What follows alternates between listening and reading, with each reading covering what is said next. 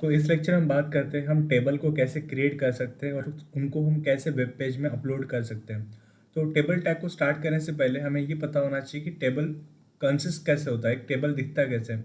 तो हम जब किसी भी टेबल को दिखते हैं तो नंबर ऑफ रोज हमें दिखते हैं, नंबर ऑफ कॉलम्स हमें दिखता है, बराबर है। तो उस हिसाब से हमें कुछ टैग दिए हैं जिनका हम इस्तेमाल करके हम एक रो एंड कॉलम्स क्रिएट कर सकते हैं। सो फर्स्ट ऑफ ऑल यहाँ पर आप देख पा रहे हो कि whenever we want to create a row हमें टी आर की ज़रूरत पड़ेगी, टी आर रो की, टी आर टैग की। देन हमें जब हेडिंग टैग की ज़रूरत होगी या हेडिंग हमें जब चाहिए होंगी, जैसे हमारा यूजुअली जो फर्स्ट रो होता है वो एक हेडिंग दिखाता है, जैसे serial number, name of student, age या सिटी। तो वो एक हेडिंग दिखाता है किसी भी टेबल का, तो आप टी एच का इस्तेमाल कर सकते हो अगर आपको हेडिंग चाहिए। एंड मोस्ट ऑफन हम देखते हैं कि डेटा हम लिखते हैं टेबल के अंदर, तो वहाँ पर हम टी डी को यूज़ कर सकते हैं। और ये सारे के सारे जो टैग होते हैं तीनों के तीनों हम यूज़ करते हैं विद इन अ टेबल। और भी कुछ प्रॉपर्टीज़ होती है जिनका इस्तेमाल हम प्रैक्टिकली देखेंगे। तो हम आते हैं हमारे फोल्डर में। हमारा फोल्डर HTML ऑल फाइल्स, यहाँ पर ही हम आएंगे और यहाँ पर मैं राइट क्लिक करूँगा, न्यू पर आऊँगा और यहाँ पर एक फाइल क्रिएट करेंगे,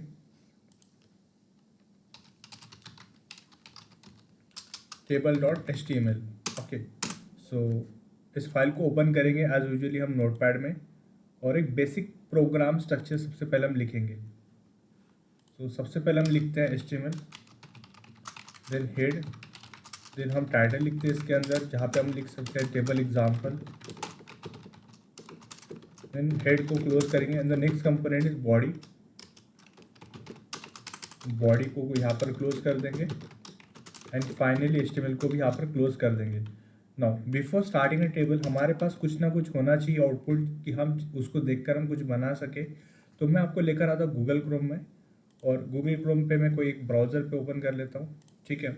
और यहाँ पर मैं सर्च करता हूँ कोई एक टेबल, जहाँ पे मुझे टेबल मिलेगा। So I will search method overloading versus method overriding, एक बेसिक कंसेप्ट है जावा का, उसको मैं क्लिक करता हूँ यहाँ पर।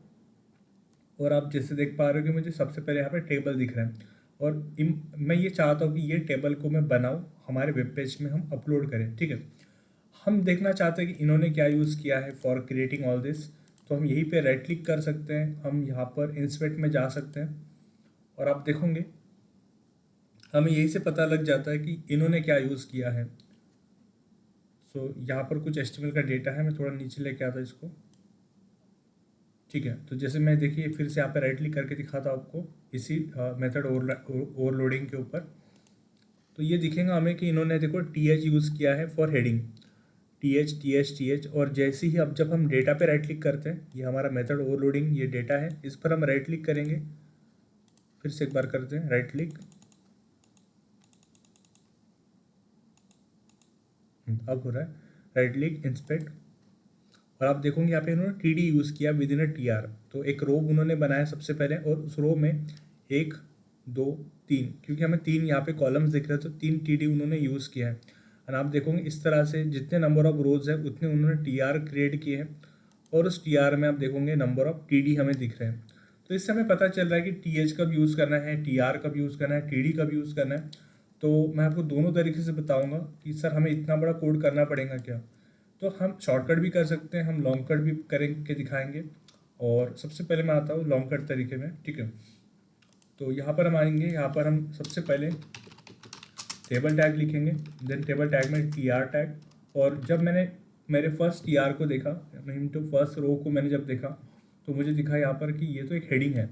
तो सवाल उठता है कि यहाँ पर TD यूज़ करना है, TH यूज़ करना है। क्योंकि वो हेडिंग है तो मुझे TH यूज़ करना पड़ेगा, और जो पहला हेडिंग है वो सिंपल नंबर है। तो जस्ट मैं कॉपी पेस्ट कर रहा हूँ यहाँ पर, और TH को क्लोज करते हैं ना। TH को क्लोज इसीलिए करना है बिकॉज हम नया TH को स्टार्ट करें और वहाँ पर हम नई हेडिंग को इंक्लूड करें। सो मैंने यहाँ पे TH को सिंपली बंद कर दिया है, और यहाँ पर जो हमें हेडिंग चाहिए दैट इज़ मेथड ओवरलोडिंग, इसको हम कॉपी करते हैं, यहाँ पर पेस्ट कर लेते हैं, देन TH को क्लोज कर देंगे। And again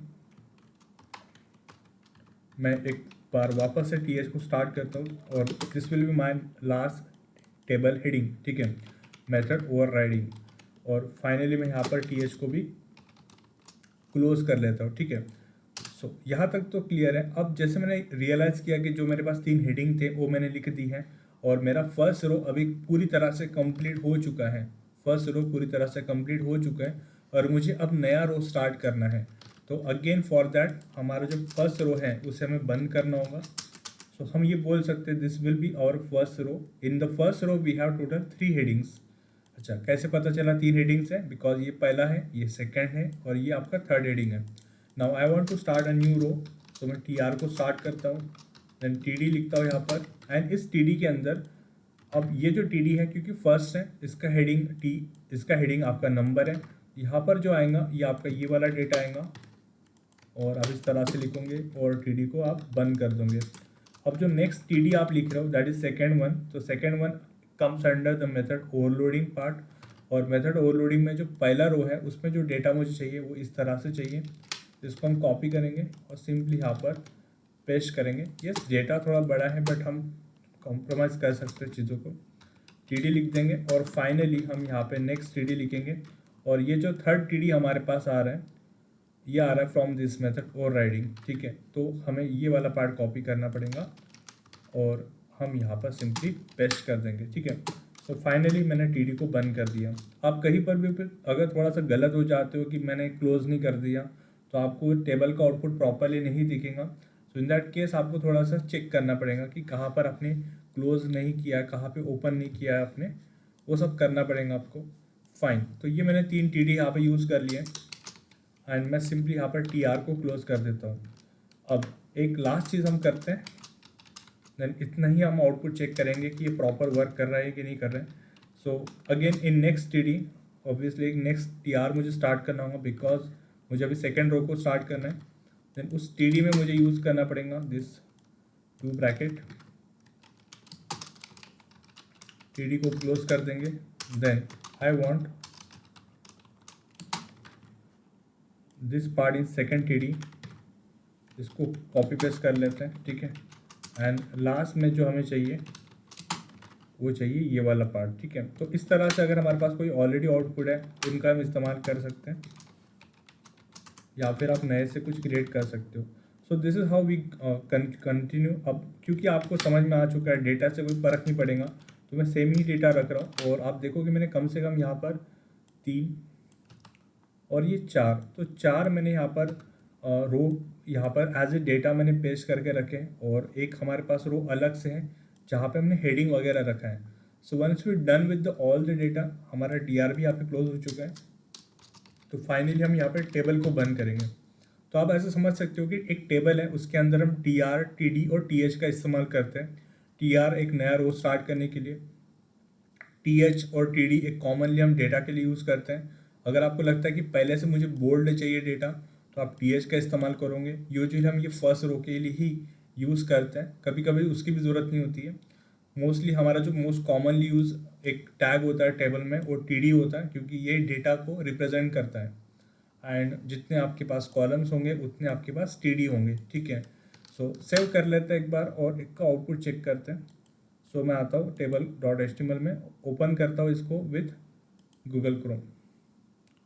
so you can see हमारे पास एक हमारे पास टेबल तो आ रहा है बट ये प्रॉपर दिख नहीं रहा है। प्रॉपर मतलब क्या, हम यूजुअली टेबल को ऐसा इमेजिन करते हैं कि उसमें कुछ बॉर्डर होगा, रोज एंड कॉलम्स होंगे, बट यहाँ पे कुछ नहीं दिख रहा है।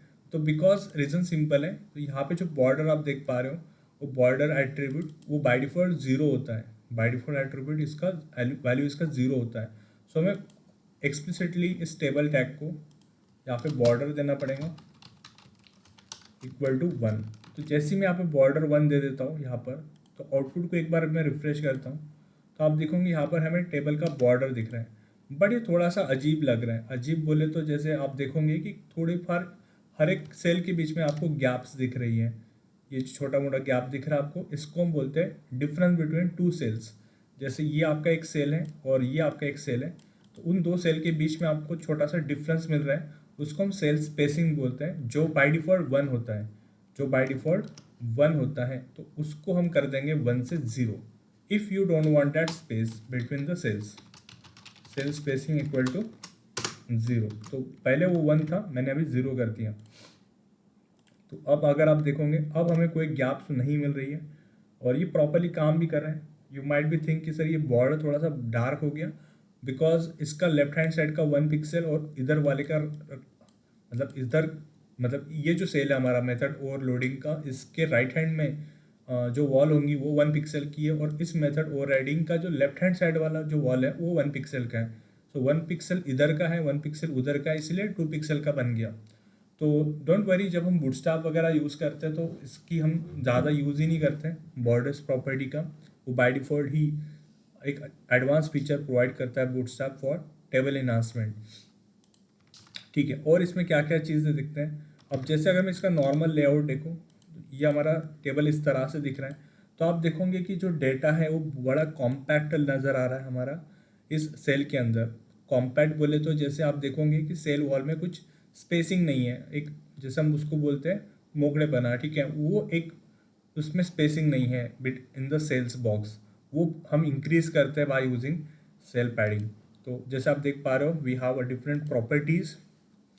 हम सेल स्पेसिंग देखे, हमने बॉर्डर देखा, अब हम देख रहे हैं सेल पैडिंग जो बता रहा है कि cell space between the cell border and the cell content. तो जो आपका कंटेंट है, जो कंटेंट है और उनका और वॉल का, जैसे ये जो बॉटम वॉल आप देख रहे हो, टॉप वॉल देख रहे हो, वो एकदम कॉम्पैक्ट नज़र आ रहा है। तो हम सेल पैडिंग यूज़ करते हैं और यहाँ पर मैं लिखूँगा सिंपली 10 या फिर आप जो लिखना चाहो, ठीक है। मैं सिंपली यहाँ पर रिफ्रेश करता हूँ, आप देखोगे सडनली यहाँ पर एक स्पेस बढ़ चुकी है फ्रॉम ऑल द डायरेक्शंस, ठीक है। मतलब ये टॉप से भी थोड़ा 10 पिक्सल आ गया, राइट बॉटम से भी 10, लेफ्ट से भी 10 और राइट से भी 10। इस तरह से हम सेल पैडिंग का यूज़ कर सकते हैं। और भी उसमें कुछ चीज़ें थी, उसको भी हम थोड़ा सा गो थ्रू करवाते हैं, ठीक है। तो यहाँ पे बॉर्डर हमने देखा, हमने सेल स्पेसिंग सेल पैडिंग देखा। ये विड्थ तो ठीक है, मतलब किसी से जैसे किसी बॉक्स की विड्थ हम इंक्रीज कर सकते हैं। और यहाँ पर बीजी कलर, बीजी कलर बोले तो उसका बैकग्राउंड कलर, इसको हम यूज़ करके देखते हैं।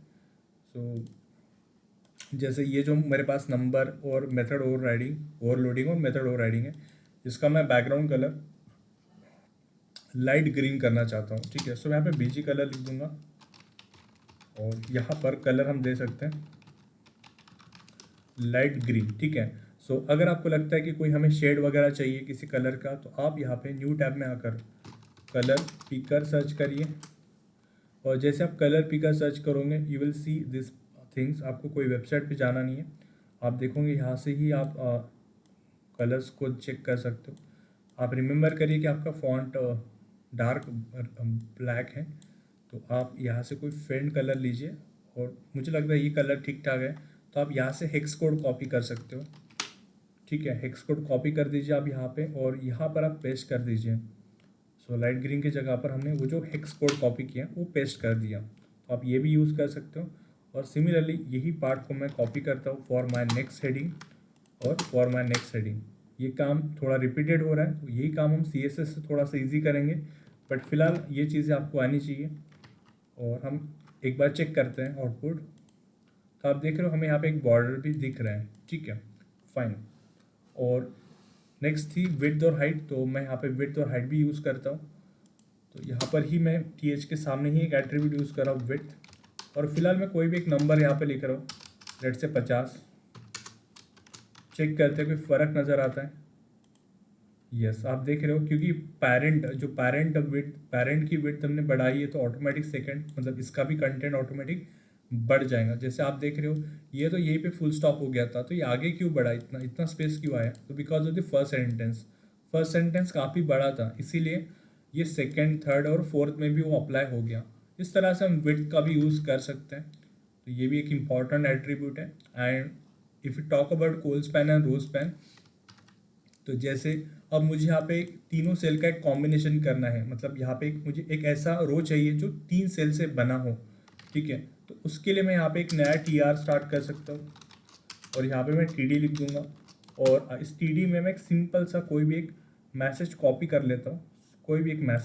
लेता हूँ, ये TD में रख देते हैं। TD को यहाँ पे सिंपली बंद कर देते हैं और यहाँ पे TR को भी बंद कर लेंगे, फाइन।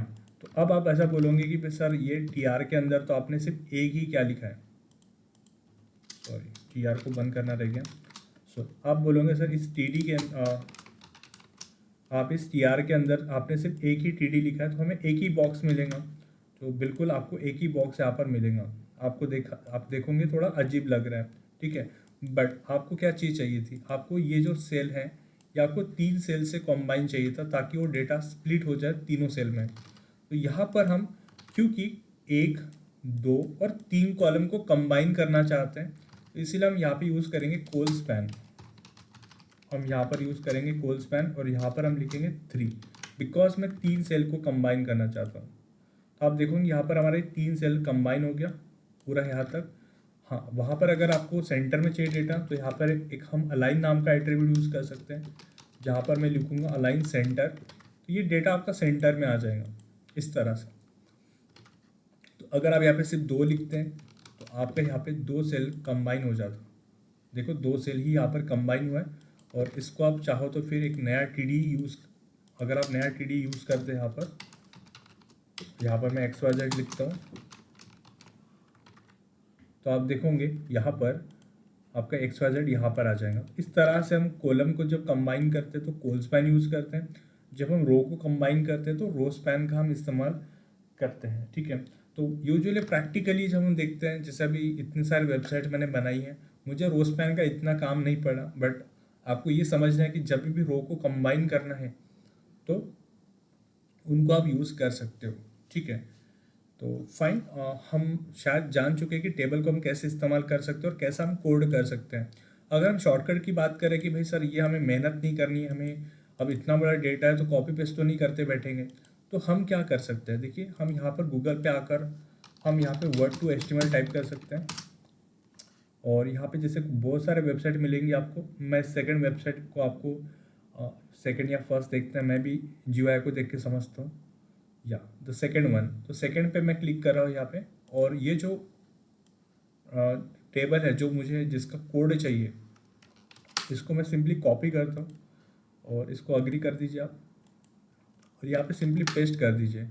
अब यहाँ पे जो भी आपको प्लस माइनस जो भी चेंजेस आपको करने हैं, सपोज आपको ये थोड़ा ऐसा चाहिए, मतलब बिल्कुल दोनों का इक्वल आपको स्पेस लाइक एरिया चाहिए, पहला कॉलम का सेकंड कॉलम का, जो भी आपको करना है वो आप यहाँ पे कर लीजिए। थोड़ा सा आपको ये इंक्रीज़ करना है तो आप ये भी इंक्रीज़ कर दीजिए। And once you done all the formatting, आप इनका यूज़ कर सकते हो। यहाँ पर ये सारे ऑप्शन यहाँ पे दिए हैं आपको। जैसे आपको ये सपोज रेड कलर में चाहिए तो मैं इसको रेड कर लेता हूँ, तो यहाँ पर रेड कलर दिया हुआ है, ठीक है। तो इतना समझने के लिए सफिशिएंट है। और जैसे ही मैं यहाँ पे HTML में आता हूँ, ठीक है, तो आप देखोगे मेरे पास ये ऑलरेडी कोड बनाकर रेडी है। जैसे आप देखोगे यहाँ पे उन्होंने कलर वलर भी यूज़ करके रखा हुआ है, ठीक है। सो सिंपली मैं इस कोड को कॉपी करता हूँ एंड यहाँ पर जो हमारा नोटपैड है मैं उसी के नीचे, इसी टेबल के नीचे मैं जो कोड अभी कॉपी किया है यहाँ पर पेस्ट कर देता हूँ। सो अब इसको मैं पढ़ूंगा नहीं क्योंकि यहाँ पे बहुत सारे एक्स्ट्रा चीज़ें ऐड की है उन्होंने, देखो पिक्सल वगैरह पॉइंट में दिया है तो बहुत बारीक कोड है। तो यहाँ पे हम रिफ्रेश करते हैं चीज़ों को बस, तो आप देखोगे कि हमारे पास ये रेड कलर में आ गया। अच्छा, इसको बॉर्डर नहीं आया है, तो बॉर्डर इसीलिए नहीं आया, जैसे मैंने कहा आपको कि उस केस में थोड़ा बहुत नॉलेज हमें भी लगेगा कि सर टेबल को बॉर्डर नहीं आया तो हमें यहाँ पर बॉर्डर प्रॉपर्टी यूज़ करनी होती है टेबल के साथ। तो जैसे मैं यहाँ पे 1 पिक्सल लिखा या 1 लिखा मैंने यहाँ पर, तो जैसे हमें ऊपर बॉर्डर मिली है यहाँ पर भी मिल जाएंगी। नाउ आप बोलोगे सर ये गैप्स हमें मिल रही है, तो अगेन सेम वही नॉलेज हमें चाहिए होगा, सेल स्पेसिंग इक्वल टू 0, तो आपका ये भी चीज़ निकल जाएगा। तो आप देखोगे कि एक बार हमने मेहनत की और किस तरह से हमने इंटरनेट का इस्तेमाल करके इसको कितनी आसानी से कंप्लीट भी कर दिया। तो you should have both kind of knowledge, आपके पास हार्ड वर्क भी होना चाहिए, स्मार्ट वर्क भी होना चाहिए, बिकॉज कभी कभी आप कहीं स्टक हो जाओगे कि सर ये ऐसा क्यों हो रहा है वैसा क्यों हो रहा है, तो वहाँ पर आपका जो प्रॉपर नॉलेज है वही आपको सेव कर सकता है, ठीक है। सो होपफुली आपको ये समझ में आ गया, आप इसका प्रैक्टिस करिए एंड हम नेक्स्ट लेक्चर में देखते हैं कि किस तरह से ऑडियो और वीडियो टैग को हम ऐड कर सकते हैं हमारे वेब पेज में।